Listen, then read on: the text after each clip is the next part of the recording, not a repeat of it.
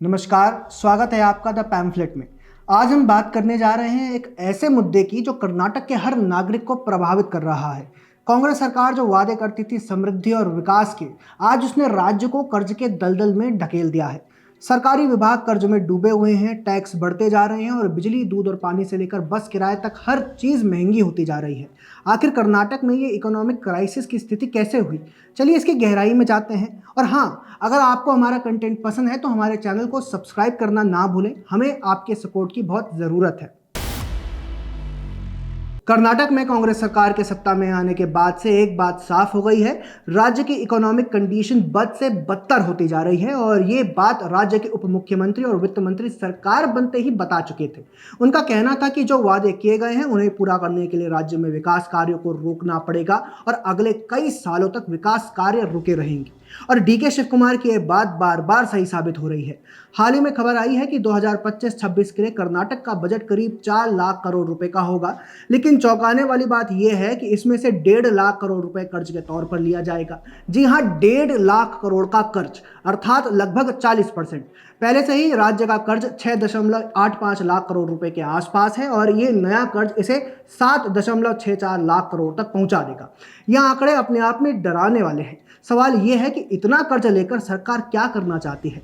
अगर लोन लेकर ही वादे पूरे करने हैं तो ये बात तो वादे करने से पहले सोची जानी चाहिए थी। अब बात करते हैं सरकारी विभागों की। कर्नाटक के कई विभाग आज कर्ज के बोझ तले दबे हुए हैं।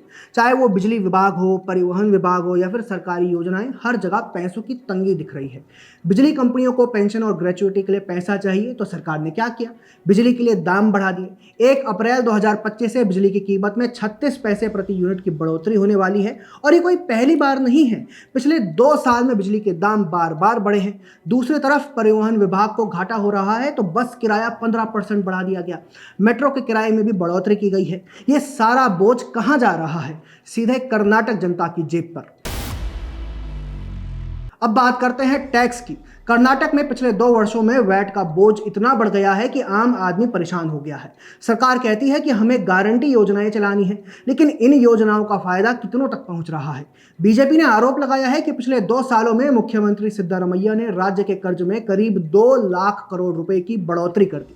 और ये पैसा कहां जा रहा है? कैपिटल एक्सपेंडिचर में नहीं, बल्कि रोजमर्रा के खर्चों में। मतलब कोई एसेट नहीं बनाया जा रहा, विकास कार्यों पर पैसे नहीं लग रहे, बस कर्ज का ढेर बढ़ता जा रहा है। ये इकोनॉमिक ब्लंडर कहां से शुरू हुआ? पहली बात, कांग्रेस सरकार ने अपनी गारंटी योजनाओं पर इतना जोर दिया कि पुरानी योजनाओं को बंद करने की हिम्मत नहीं दिखाई। नतीजा, खर्च बढ़ता गया और आमदनी वही की वही। दूसरा, कर्ज लेने की आदत। हर साल कर्ज बढ़ रहा है लेकिन उसका सही इस्तेमाल नहीं हो रहा। तीसरा, टैक्स और सर्विस रेट बढ़ाकर सरकार ये दिखाना चाहती है कि सब ठीक है, लेकिन हकीकत में ये आम जनता पर बोझ डाल रही है। अगर ये पैसा सड़क, स्कूल या अस्पताल बनाने में लगता तो शायद बात समझ में आती, लेकिन ऐसा कुछ नहीं दिखाई दे रहा। कर्नाटक आज ऐसे मोड़ पर खड़ा है जहां कांग्रेस सरकार के खटाखट मॉडल की वजह से राज्य अब इकोनॉमिक क्राइसिस में फंस गया है। सरकारी विभाग कर्ज में डूबे पड़े हैं, टैक्स और सर्विस रेट बढ़ते जा रहे हैं और आम आदमी की जेब खाली हो रही है।